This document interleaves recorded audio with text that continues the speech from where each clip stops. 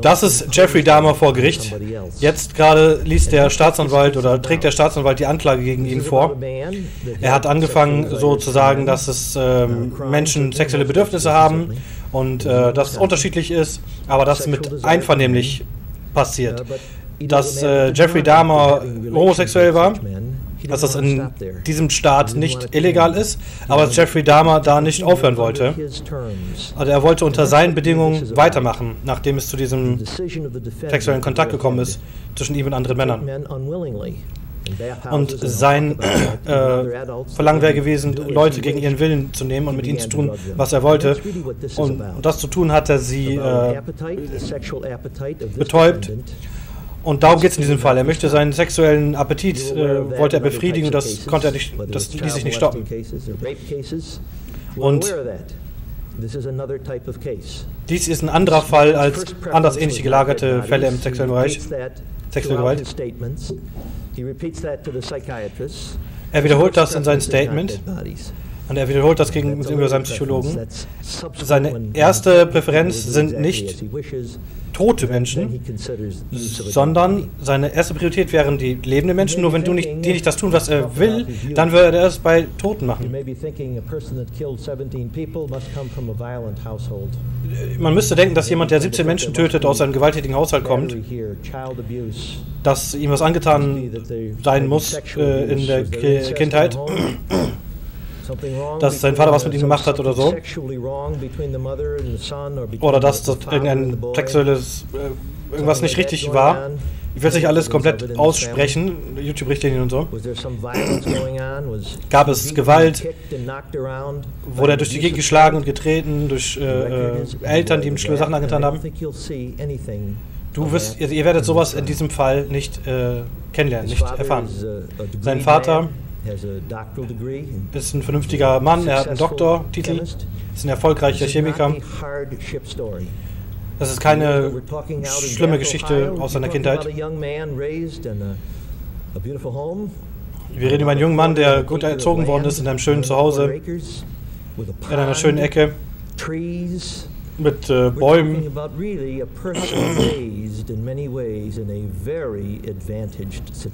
Wir reden von einem jungen Mann, der in einer sehr bevorzugten Situation groß geworden ist, der nicht irgendwie missbraucht worden ist, der nichts angetan worden ist. Behaltet das in eurem Kopf, dieser Mensch wollte etwas. The Jogger, weiß nicht, was das ist. Ist das eines der Opfer?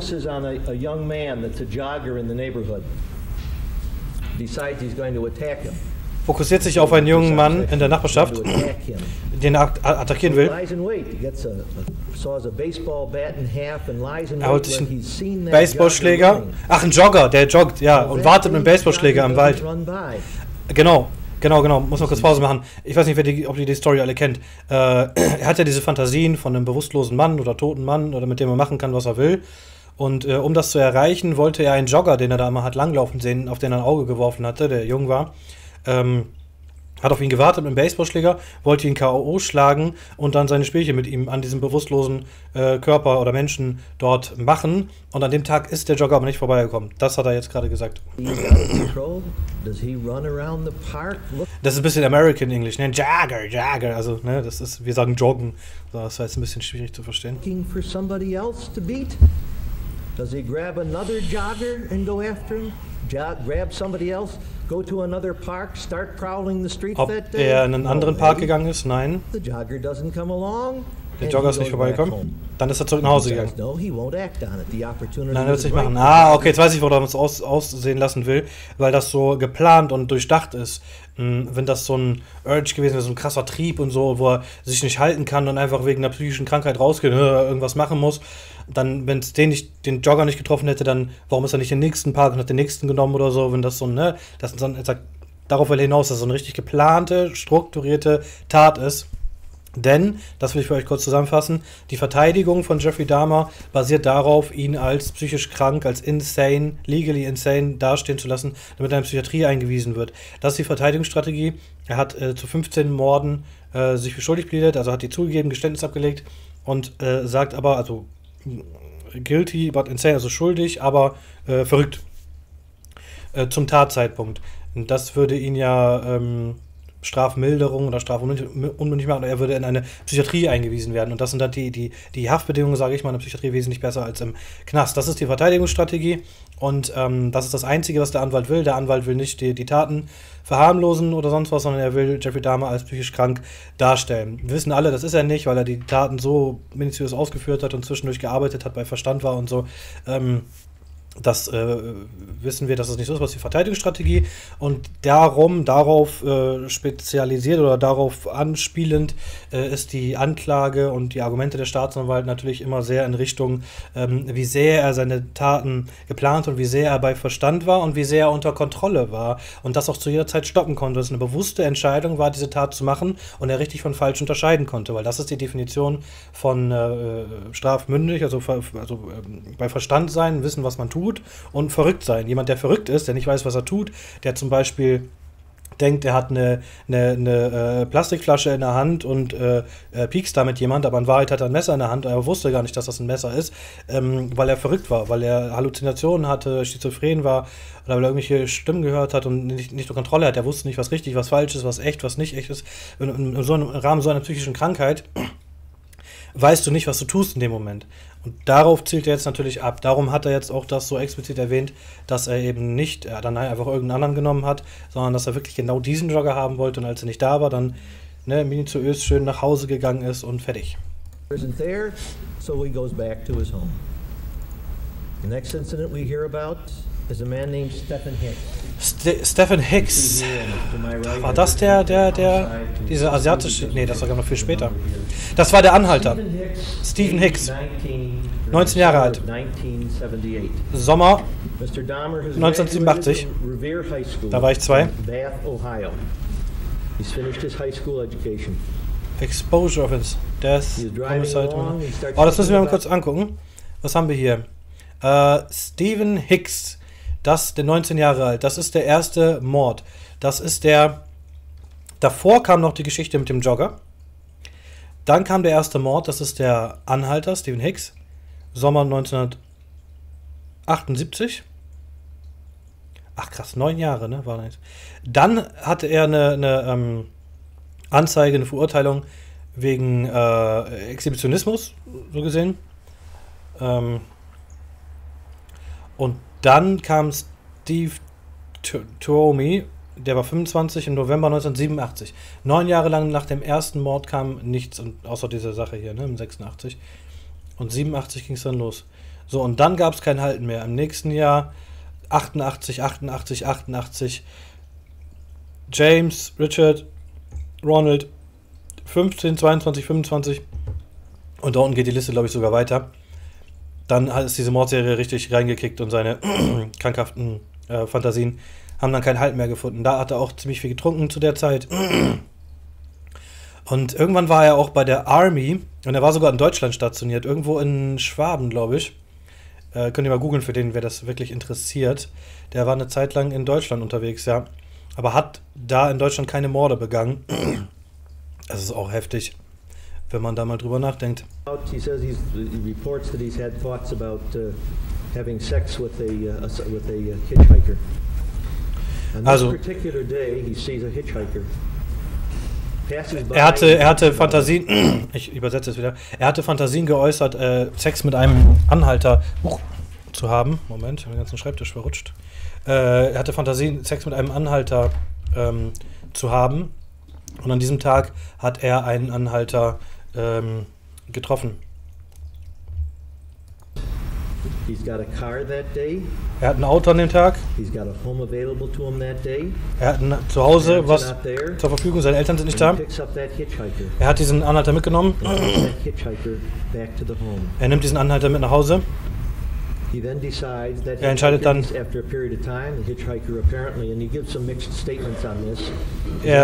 seine Aussagen variieren.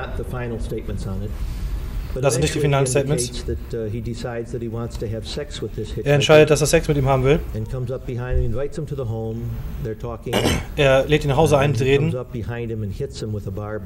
Er schlägt ihn mit einem Ding, bewusstlos. Er will ihn strangulieren. Mit einem Teil von dem so einer Metallstange. To have sex with him. This is not a fight. This is not an angry fight. It's a decision. Sex mit ihm zu haben. Mr. Dahmer at the end, he didn't Das ist even kein ask for it. wütender Kampf. Even a turn down involved. Das ist eine Entscheidung. It's a decision that he is going to have sex with that young man. Das ist eine Entscheidung, dass er Sex mit ihm haben wird. Und das macht er auch. He conceals the body a day or two later. He takes it apart, cuts it up. Versteckt den Körper, er schneidet das auseinander. Decides to transport it to a dump. Packs it into some garbage. Transportiert es zu einem Mülldeponie. Hinten ins Auto rein. Fährt die Straße runter. Ach, war das bei der Story? Ich dachte, das kam ja später. Er wurde von einem Polizisten aufgehalten mit der Leiche im Kofferraum. And that officer stops the car and thinks there's some drunkenness involved and there's a discussion between the officer and himself. Der Polizist denkt, dass da Drogen oder irgendwas involviert ist und es gibt eine Diskussion mit dem Polizisten. And he persuades the officer that he is not intoxicated. And the officer writes a ticket. Er bezeugt den Officer, dass er nicht intoxikiert ist. Er schreibt ein Ticket. Mr. Dahmer returns, also kommt zum Haus zurück. And stuffs it into a part of the house. At first he told police that 2 weeks later he got rid of the body. Er stopft es im Haus, also er hat es im Garten verteilt. He said no, in fact it was 2 years later after the military, some 3 years later, that he came back and disposed of the body of Stephen Hicks. That was the first slaying. Das habe ich jetzt nicht ganz verstanden. Er meinte nach dem Militär, dass er zurückgekommen wäre und den Körper entsorgt hätte, aber wahrscheinlich 2 Jahre lang liegen lassen. So. Naja, machen wir einfach weiter. In Ohio. That is outside the jurisdiction of the state of Wisconsin. Nächster Mord in Ohio. Springt jetzt 9 Jahre weiter. Nee, das war jetzt der erste Mord 1978. Mr. Dahmer hat gesagt, dass er da Reue fühlt dafür. Jetzt müssen wir darüber reden, ob er wusste, dass das richtig oder falsch war. Aber ich denke, darüber gibt es nicht viel zu diskutieren. Mr. Dahmer wusste zu jedem Zeitpunkt, dass es falsch war, was er getan hat.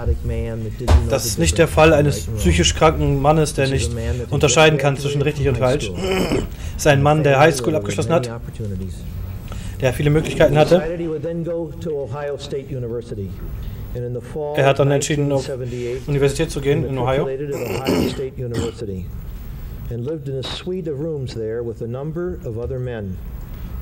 Er hat den Raum geteilt mit anderen Männern. Er hat niemanden angegriffen in der Zeit.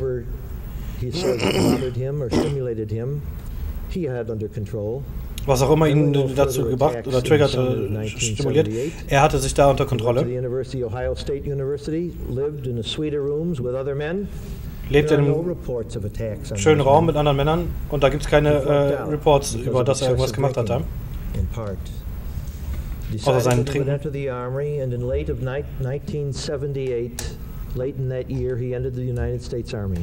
1987 ist er in der Army. In der Army gedient 3 Jahre. In Süd-USA. Dann ist er nach Deutschland, wo er gelebt hat. In den größeren Teil der 3 Jahre. In den Kasernen war er nahe Männern. In den Kasernen in Deutschland war er nahe bei den Männern. Es gab keinen sexuellen Angriff in dieser Zeit. Es gibt keine Impulse oder Triebe oder sowas, die er nicht kontrollieren kann. Er masturbiert, was seine Gewohnheit ist. Das ist eine Art, wie Leute mit sexuellem Stress umgehen oder mit Druck oder so. Du kannst sagen, es ist richtig oder es ist falsch oder gesund oder nicht gesund. Da gibt es unterschiedliche Meinungen. Aber er holt sich Pornografie. Er greift niemanden an. Diese Jahre gehen bei ohne irgendwelche Beweise von einem Angriff. Sexuelle Befriedigung, ja. Wir haben alle sexuelle Befriedigung. Er kommt damit klar mit seinen sexuellen Desires. Trieben. Warte mal.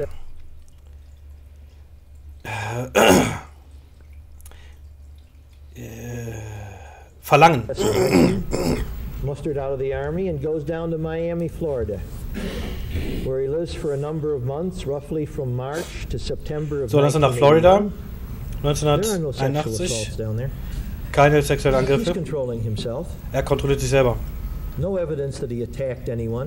Keine Beweise, dass irgendjemand angegriffen hat. Also, wie ich euch ja gesagt habe, darum basiert die Anklage so sehr drauf, dass er wusste, was er getan hat. Damit das ist ja nur die zwei Sachen, die zur Frage stehen. Lebenslang Knast oder lebenslang Psychiatrie. Ne? Staatsanwalt will lebenslang Knast, Verteidigung will lebenslang Psychiatrie. Es geht nur um die Frage, wusste er, was er tat, oder wusste er nicht, was er tat? Wusste er, dass das richtig oder falsch ist, was er tat, oder wusste er nicht, dass es richtig oder falsch ist? Und indem er das so sehr aufzählt, wo er das alles nicht gemacht hat, will er beweisen, dass er da die Entscheidung treffen konnte, dass er es nicht gemacht hat, genauso wie er die Entscheidung getroffen hat, dass er es gemacht hat. Und wusste, was er tat. Darum legt er jetzt den Fokus drauf. Er hat diese sexuellen Triebe unter Kontrolle behalten. September ist er zurück nach Ohio.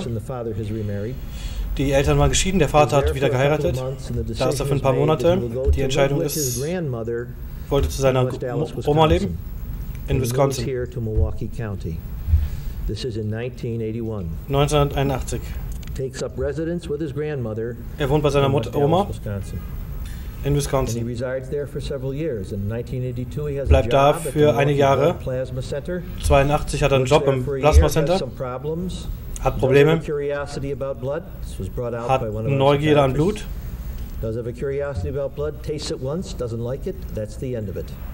Er probiert Blut, mag es nicht.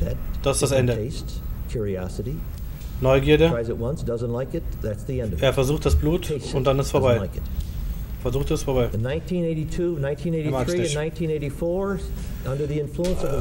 84.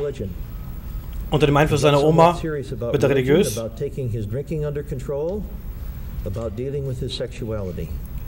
Mit seiner Sexualität klarzukommen. Während der Zeit, sagt er, konnte er sich ziemlich gut kontrollieren. Das ist sein Vater, Lionel Dahmer. Sein Vater, der dieses Buch geschrieben hat.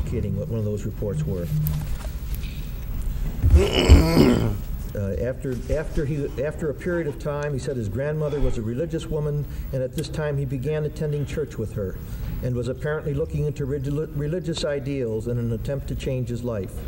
He stated he recalls reading the Bible and attempting to look for a job. Religiös geworden, hat die Bibel gelesen. Quote, straight and narrow life, close quote. He stated that he looked into the religious aspects of life. However, Mr. Boyle has indicated as well, he was at the West Dallas Library apparently one day. A man passed him by, dropped a note in his lap, suggesting a homosexual liaison in the basement. Jemand hat ihm, genau, das weiß ich noch, in der Bücherei hat ihm jemand so einen Zettel gegeben, so angebaggert mäßig, also homosexuell auf Homo-Basis. Er hat darauf nicht reagiert. Er hat den Mann nicht getroffen im Keller. Aber nachdem das passiert ist, sind diese Fantasien wieder aufgekommen. Die dunkle Seite von ihm.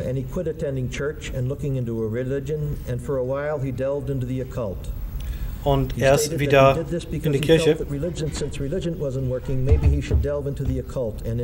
Achso, und dann hat er das mit dem Okkulten versucht, weil die Religion ihm nicht wirklich dann permanent geholfen hat, diese Fantasien loszuwerden, und hat es dann mit okkulten Praktiken, Glaubenssätzen versucht.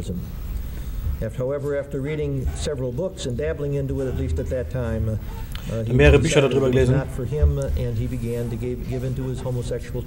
Und dann hat er gemerkt, dass das nichts für ihn ist, und hat seinen homosexuellen Tendenzen nachgegeben.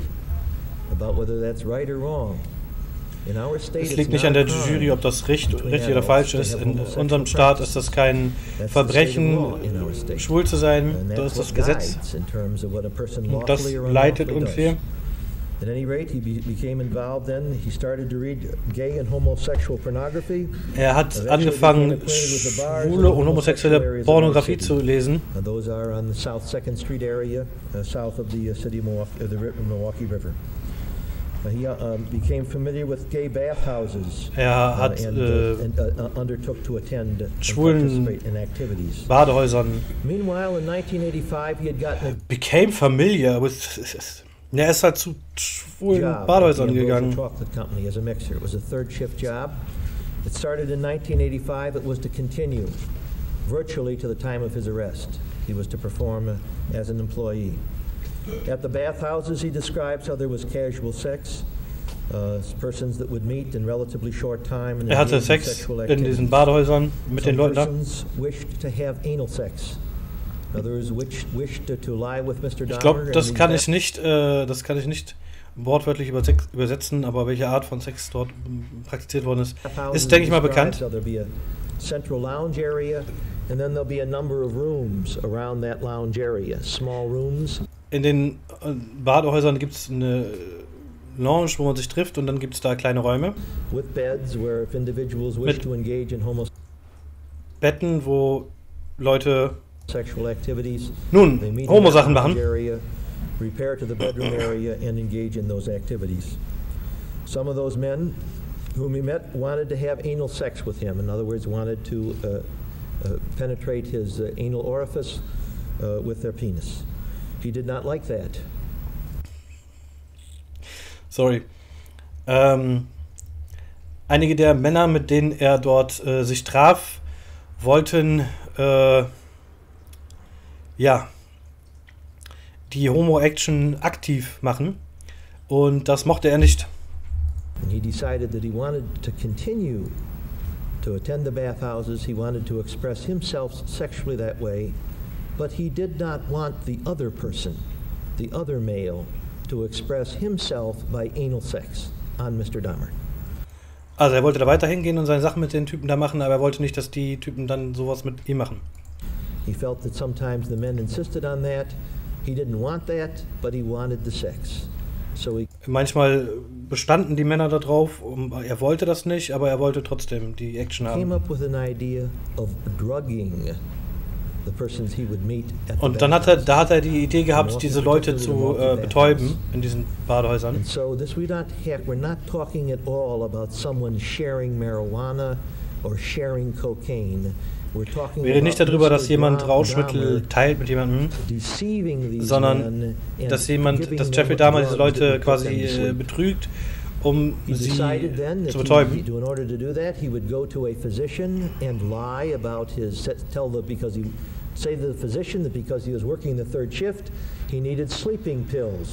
Er brauchte Schlaftabletten, also ein bisschen stärker als Schlaftabletten, die wir kennen. Also er hat sich dieses Zeug besorgt, um die zu betäuben. Er möchte den Namen nicht erwähnen. Ich hoffe, Sie verstehen das. Weil ich glaube, es gibt Leute, die das auch benutzen würden. Deshalb will ich das nicht sagen, welches Mittel da ist. Sometimes you've heard the expression, candy is dandy, but liquor is quicker. You don't have to be a homosexual person to want to take advantage of another person sexually. There are persons who deliberately will ply a woman with alcohol with the intent of taking advantage of her sexually. Ja, er redet jetzt gerade davon, dass einige das nutzen wollen würden, oder dass es Menschen gibt, die das nutzen, um anderen sexuelle Gewalt anzutun, wenn sie nicht bei Bewusstsein sind, sozusagen. Available for drugs. If drugs knew how to do it, the concern would be that they would use that drug to put someone to sleep. They are not insane people that would do that. Die Leute sind nicht verrückt, die sowas tun. Es gibt genug Männer, die Alkohol benutzt haben, um Frauen betrunken zu machen, um Sex mit ihnen zu haben. Es geht seit einer langen Zeit so. And he determined to take that drug that he got with the ruse from the physician, with the ruse that he needed it to sleep. And he began to experiment with drugging people. Maybe you're unhappy with what goes on in bathhouses. Maybe you aren't. But this much is true. You've got no right to drug somebody else against their will. Sie haben nicht das Recht, jemanden zu betäuben gegen den Willen. You've got no right to do that. Because it may be sex that some in this jury may feel that they don't approve of, it doesn't mean you have a right to drug somebody else.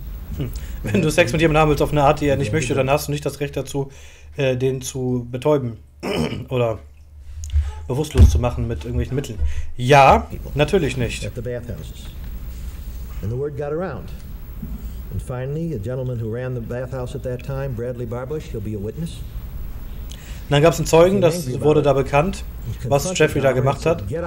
Und Jeffrey Dahmer wurde konfrontiert Und dann wurde er rausgeschmissen aus dem Badehaus. Dahmer wusste, dass das falsch war.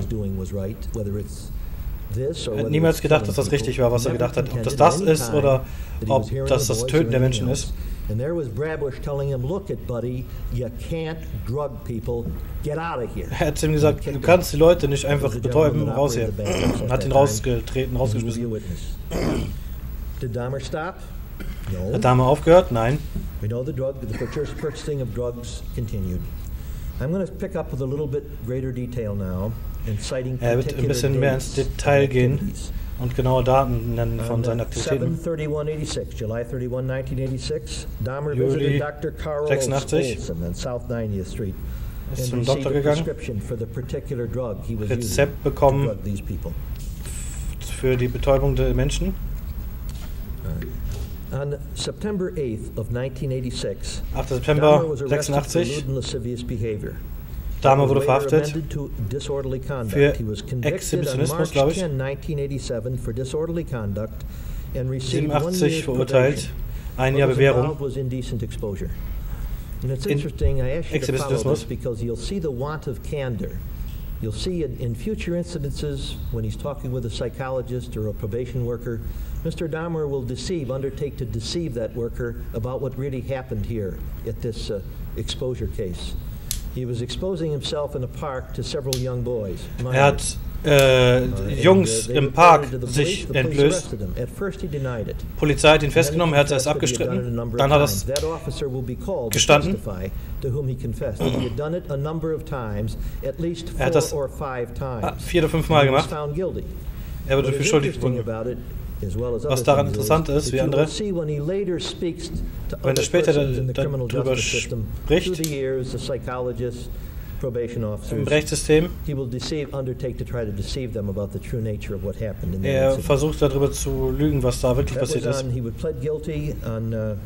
Er hat schuldig plädiert, 87, aber selbst als der Fall noch lief, hat er sich noch mehr von dem Betäubungsmittel besorgt. Dr. Olson from Richard's Pharmacy. Also on the 27th of February, he purchased 30 tablets of this particular drug from this particular pharmacy, which had been prescribed by Dr. Olson. We'll have Dr. Olson testify, because I want you to see that Mr. Dahmer has a history of deceiving doctors. Er hat eine Geschichte davon, Ärzte zu belügen, betrügen, was vorzuspielen. Und der wird da auch noch aussagen. Das soll man im Kopf behalten. Er hat das wieder gekauft. Späteren Datum. 15. Mai 87. Wieder 30 Tabletten davon gekauft. Alter, aber mit wie vielen Typen der das noch gemacht hat, was gar nicht rausgekommen ist, ne? Krass. Ich meine, so viele Tabletten. Again, on July 1, 1987, he purchases 30 tablets of that particular drug from Richard's Pharmacy, prescribed by Dr. Nochmal 30 Tabletten. He's using Gleiches this Jahr. drug basically for the purpose of drugging people. He's now out of the bathhouses. He's going to hotels. Jetzt macht das nicht mehr in Badehäusern, sondern in Hotels. In the Wisconsin Hotel. He would meet these men, in Wisconsin. Persuade them. He said his typical process was to suggest he would pay them to come, go to the hotel with them, and drug them. And while they were drugged, hat die halt ins Hotelzimmer gelockt und dann denen das Zeug gegeben und die dann no matter what he says his fantasies were, the incidences in the bathhouses did not result in anyone being killed. Was auch immer seine Fantasien waren, diese ganzen Vorgänge im Badehaus und so weiter, führten nicht dazu, dass jemand getötet worden ist. Was in dem Hotel passiert ist, führte auch nicht dazu, dass jemand getötet worden ist. Hier sieht man die Opferfamilien.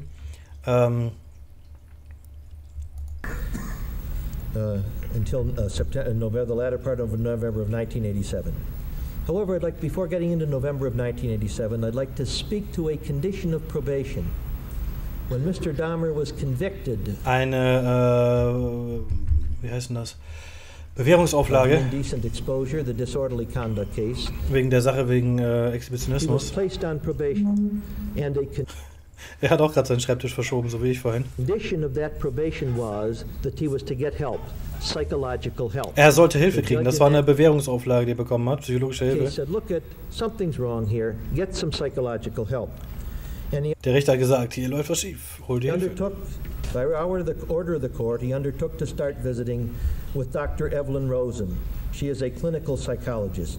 Those treatments continued. Dann hat er sich mit einer Psychologin getroffen. Until March of 1988. But what is critically important here, he is beginning to see a psychologist.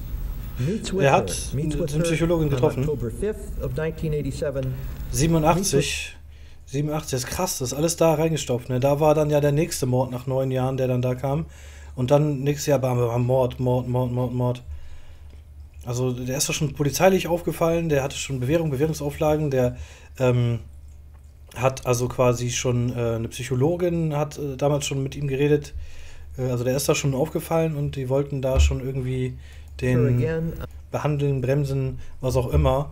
Und da hat er erst, in Anführungszeichen, einen Mord begangen und da ging die ganze Scheiße erst los. Ne? On November 2nd of 1987, meets again with her on November 16th of 1987 and doesn't cooperate. Er kooperiert aber nicht mit der Psychologin, sagt er gerade. Here's an opportunity to get some help. Sent there by Hier ist eine Möglichkeit, Hilfe zu bekommen, von einem Gericht ihm zugesandt.